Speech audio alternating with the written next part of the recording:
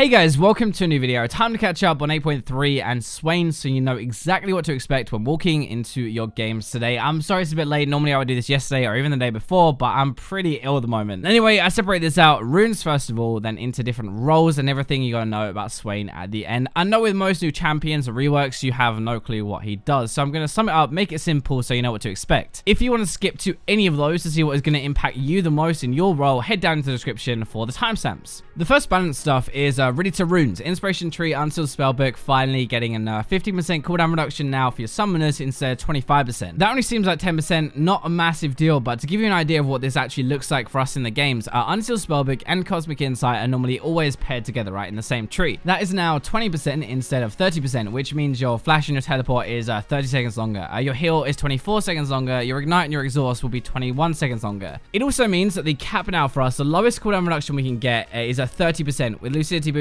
rather than 40% we could get last patch. We could get down to a 3-minute flash cooldown, for example, which was the main one.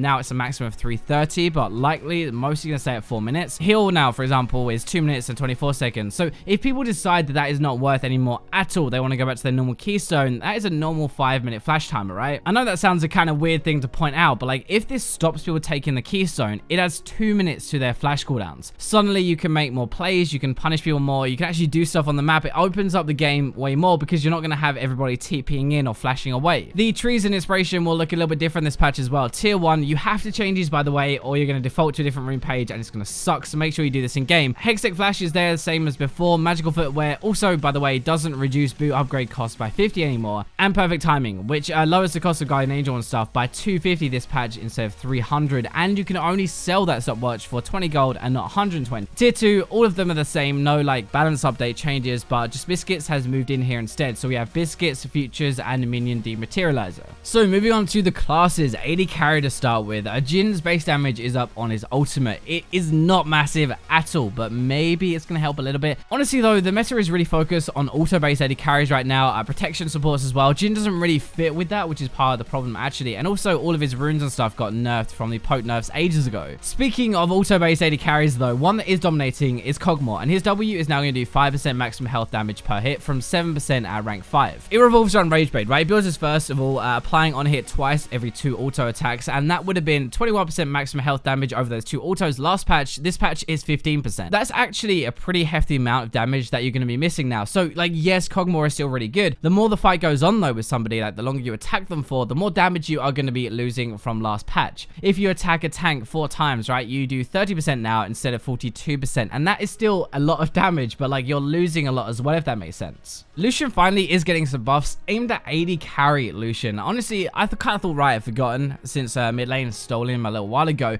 It's not a huge change at all, but your crit builds will be better now, especially as you get later into the game, and your crits get even bigger. It's again like he doesn't really suit this more ardent meta, a kind of meta anyway right now, but we do have Braum out there and Alistair as well, who could maybe make it work if you pair them together. I personally think though, press attack is going to get a buff before we actually see Lucian as an 80 carry again. So moving into the mid lane, the first change is actually kind of big, I think. Azir is getting 2 nerfs. So his Q cooldown is up 4 seconds rank 1. It will go back to normal rank 5 though. And his W now draws minion aggro as well when you attack people, his soldiers, right? It's actually kind of big, I think. Like your W, your soldiers drawing minion aggro will make his trades worse. And his Q is also his main like trading and escape tool. This patch basically they're making him do less damage overall, less chance to fight because of the cooldown increase, and less chance to survive if he gets ganked as well. Your Q does equal out for team fights, at least there is that, but it's definitely making his lane phase a lot weaker, especially now if you walk forward and whack the enemy laner. All of his minions are going to smack you back as well. Katarina's passive damage has been lowered. It's not a huge deal, but you have to remember you would normally proc your passive dagger damage quite a few times within a fight, right? So you're losing a lot more than it looks like.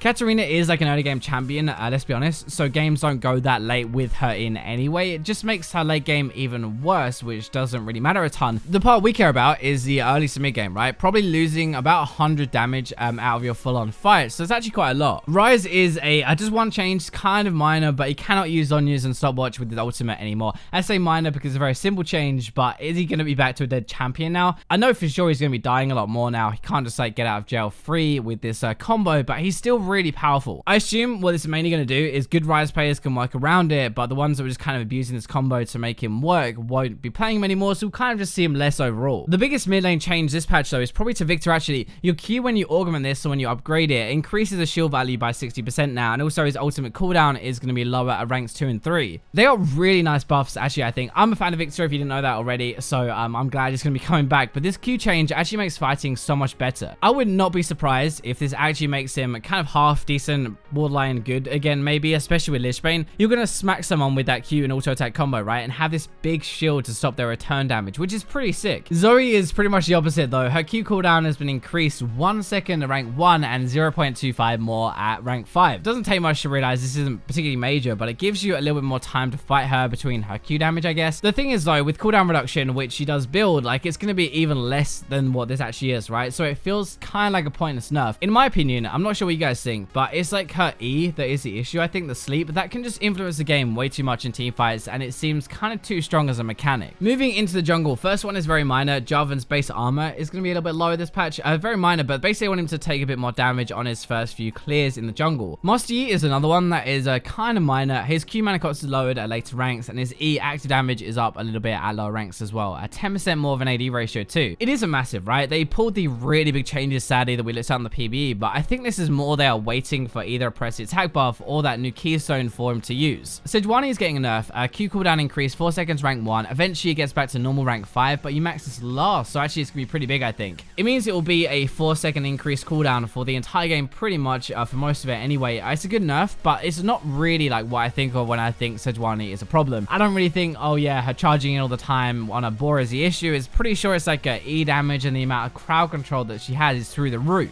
Top lane and support are very minor. Tryndamere's base AD growth has been increased, but not massively at all, and his E has 10% more AD ratio, so again, minor. I think this is kind of the same as Master Yi, where Riot are basically putting top lane stuff on hold, band-aiding basically while they develop this new keystone, which hopefully they'll announce pretty soon. There is nothing in here, by the way, for supports this patch, except Unsealed Spellbook. I guess that kind of counts as well. Supports were using that a lot, so that might shift a few keystones around, but I'm not sure it's enough for like a proper meta change. Now let's move on to Swain. So the new Swain is a lot like Yasuo, if you want to think of it that way. He works decently well on his own, but he's much better when he has a team around him that can set him up in some way, especially with the crowd control. I'm going to give you a rundown of what he does. You can watch the champion spotlight from Riot if you really want a better idea and a bit more in depth as well. I'll link that down below. His passive has 2 parts. So part 1 is soul fragments. They kind of look like Dark Harvest stacks on the floor. Dead enemies spawn them, they heal Swain as well, and he can store them. Part 2 of his passive is he can right click on an immobilized enemy, crowd control basically, to drag them towards him, damage them, and rip out a soul fragment, but that actually has a short cooldown, so you can't use it on everybody. You can as well see how many soul fragments you have or he has by looking at the red bar underneath his mana. His Q is his main damage ability. 5 bolts, kind of like a cone outwards, damage the first target they hit. They can hit someone with more than 1 bolt, but they will do reduced damage as well. If it kills a target, this is where it gets a bit more interesting. It restores mana for you and carries on moving forward and hits the target behind that. As we said, main damage tool, but you can use this to get mana back a lot, killing like multiple low health minions, for example, or killing a minion and hitting the champion behind them as well. An easy way of thinking about his W is it's basically like a blue trinket, like a scrying orb, but it does damage and it slows as well. That sounds really fun, right? But the longer version summons in an area, really long range, by the way. It gives vision for 2 seconds. That actually scales up as well. Will explode and deal damage. Also slows and grants a soul fragment if it hits a champion. It can be used to scout things, but it can also be used to slow people from massive range in a gank. You can walk halfway down the river and slow bot lane, for example, in a gank and stuff. It actually does half damage to minions, by the way, so don't use it to wave clear.